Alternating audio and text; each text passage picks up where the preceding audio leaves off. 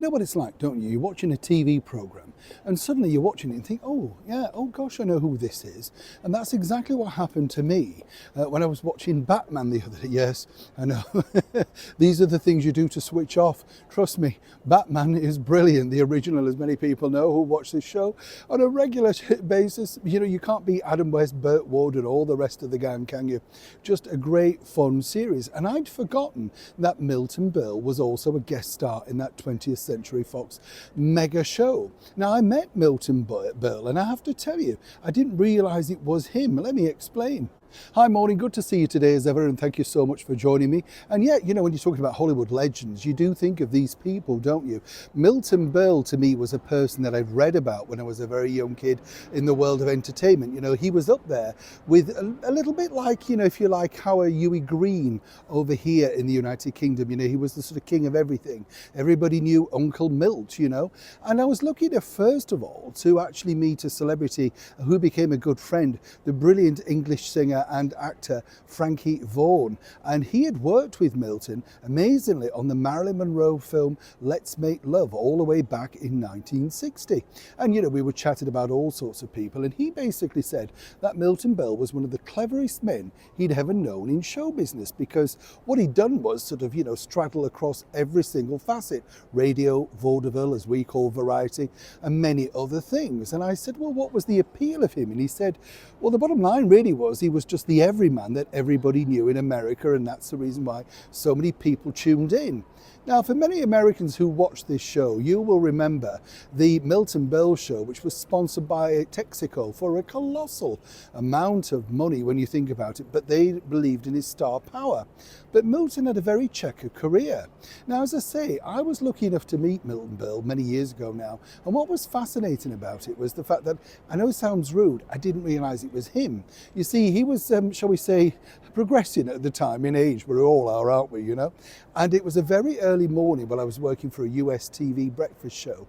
And, you know, he was a guest on the show, but I didn't know. And, you know, there I saw this slightly fragile looking man in the green room.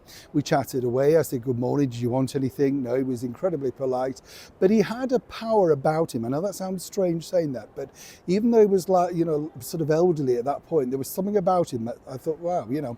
And suddenly he pops up on the screen and they announce him as the legendary Milton Berle. And I thought, wow, you know. Now, what was fascinating was when he came off, I was lucky enough to have a lovely long chat with him, and he spoke about his career. He was a little bit like, shall we say, willing to talk about anything, because he was thrilled, dare I say, that somebody at that point so young was interested in his career.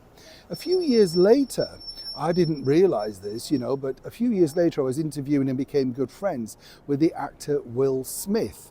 And Will Smith at the time, I think, was promoting something like Hitch the movie. And, you know, for my generation, Will Smith had done incredibly well, seemingly because, of course, he'd been a big star with French Prince of Bel-Air and all that sort of stuff. Early 90s television was the big thing, and he was like a colossal pop star as well, and doing so well. By this time, moving into movies and becoming a #1 box office sensation.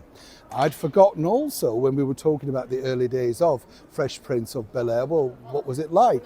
And he said one of his favourite moments was when the guest star was none other than Milton Berle, who played a very feisty character, sort of, as he pointed out, not too far removed from the person he was in real life. But Will pointed out to me that Milton Berle was very clever, and it was a lesson that he learned from that, because he said Milton one day was talking about, you know, how he'd become this sort of figure and all that sort of stuff, but television had, you know, used and abused him, dumped him, picked him up, movies the same, cabaret, everything. He said, you know, everything was slightly against him.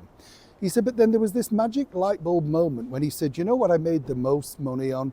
And it's a thing you need to get into. Now, at this point, excuse the pun, but Will Smith was all ears. And he said, no, what, you know?